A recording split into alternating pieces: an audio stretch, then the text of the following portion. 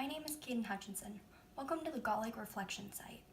Today we're going to be talking about what makes a good presentation and what you should do. A presentation can be multiple different things. You can have speeches or presentations where you have the slideshow behind you. Speeches can even be, brought up a level with a presentation to go along with your speech, if you can handle clicking and reading at the same time. Me talking to you right now through the camera is a presentation. I have memorized facts and am presenting them to you. A presentation can be split into 3 different parts if it's put simply. The slideshow, the information that you're conveying, and you yourself as the presenter. The slideshow, it should be in a format that's simple and easy to read. You want the viewer to be focused on you, not your slideshow. The slideshow should have a light, muted color theme, because it's fine to have color as long as it's not neons or just super bright in your face, because that is hard for the person to read.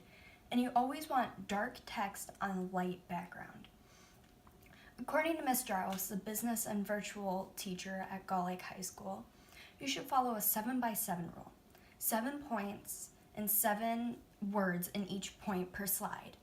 It's an easy way to follow along without having too many words and having paragraphs on your slides. Another rule to keep in mind is the 10-20-30 rule. Presentations should have 10 slides, should take you 20 minutes, and should have no smaller font than 30 point. Obviously, this isn't going to work for every presentation, but you should keep in mind that you should take about 2 minutes per slide. That would be a really good way to get all your information across and make sure you clearly explain yourself. Once again, you do want yourself to be the main focus. Don't repeat the information that you've said on the slide. Rephrase it, put it in a different way, and even add new information that you want the people to see. And with the slideshow, you want to have lots of pictures because people have very short attention spans. And you want to make sure that it's engaging and that the audience wants to look at it and pay attention to you. As for the information, number 2, that you convey through PowerPoint, you want it to kind of really give off what you're trying to teach. You want it to make sure it's explaining it while you're talking about it. You don't want it to just be random bullet points, like you ate soup last night. Cool. Why is that important to it? It can be broken up into 4 different ways of showing your information. There's an informative way, which is the more traditional way. You're conveying information that you got through research or interviews, stuff like that. The second is demonstrative, which is usually a hands-on, and your slideshow would show how-to and a list of to-dos and what not to do and step-by-step.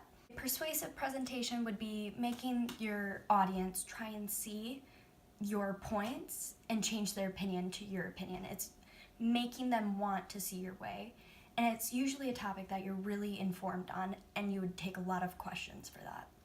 An inspirational presentation usually is to motivate the people. Think of Apple presentations, how they're so they make you want to go and buy the phone. They are uplifting and they make you want to achieve your goals.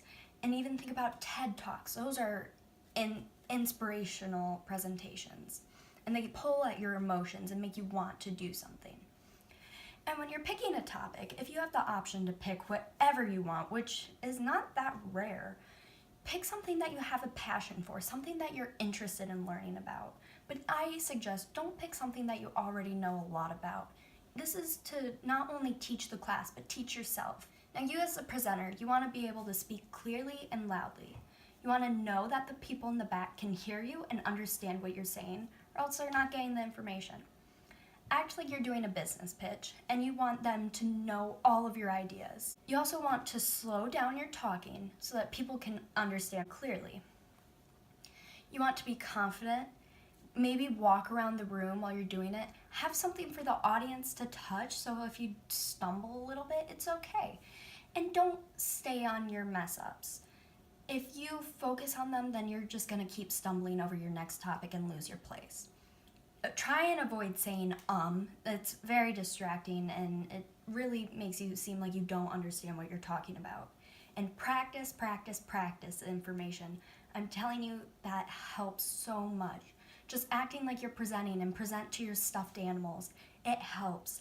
And it may sound a little crazy, but it makes it so that you have the confidence to present in front of your peers. I hope this helped, and if you haven't already, subscribe to the Gull Lake High School Reflection YouTube channel. Thank you.